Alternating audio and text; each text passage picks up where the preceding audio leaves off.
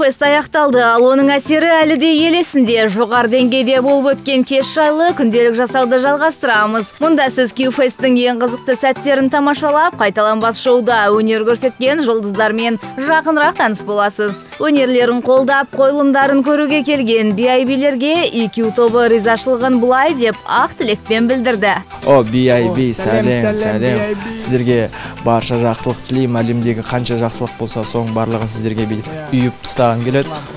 Сондықтан да ешқашанда ауырмаңыздар, дендеріңіз сау болсын, ата-аналарыңыз аман болсын.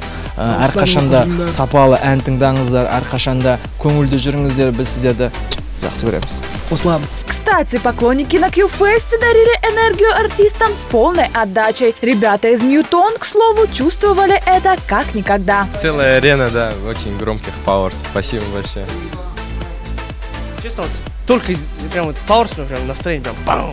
Сами же Q-Pop красавчики тоже зажгли на сцене Алматы-арена по полной. Громкие овации и незабываемые эмоции были обеспечены.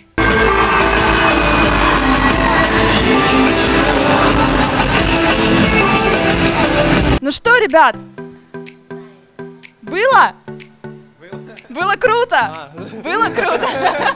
Было очень круто. Как у вас эмоции после выступления? Хорошо. Эмоции просто великолепные, как я сказал. Огонь. Так, а у тебя? У меня эмоции просто вот так же с головы. Не описать. Мы кайфанули, как всегда. Мы, когда выходим на сцену, всегда стараемся кайфануть сами, короче. Ал жақында ғана жеке орындаушы ретінде Moonlight тобынан еншісін алып шыққан Кайлра Q-Fest'те Анжелинаның орындап ыстық қойылымның куәсетті келген көрерменді. Ал жанкүйерлер оның сырқаттанып тұрғанын сезген де жоқ. Жарайсың, Кайл, тамағың ауырып тұрып өнер көрсету қиын шығар. Қысқа жақын көп ауырам неге. Сондықтан үйреніп қалғаным негізі болған. Солай ауырып жүрген. А вот его бывшие коллеги, а по совместительству друзья из группы Moonlight, немного волновались перед своим выступлением, но делали это весело. Какие у вас ожидания от концерта? Что вы ждете? Что нам ожидать от Moonlight сегодня? Ну, мы готовились для вас. Вот. Просто выйдем и сделаем, что и всегда. Ну вы волнуетесь? Ну да, есть чуть-чуть. Всегда волнуемся перед концертом. Это должно быть. Да. Это должно быть. Точно. Впрочем, все страхи ушли прочь, стоило им только выйти на сцену. Зажгли парни, не по-детски.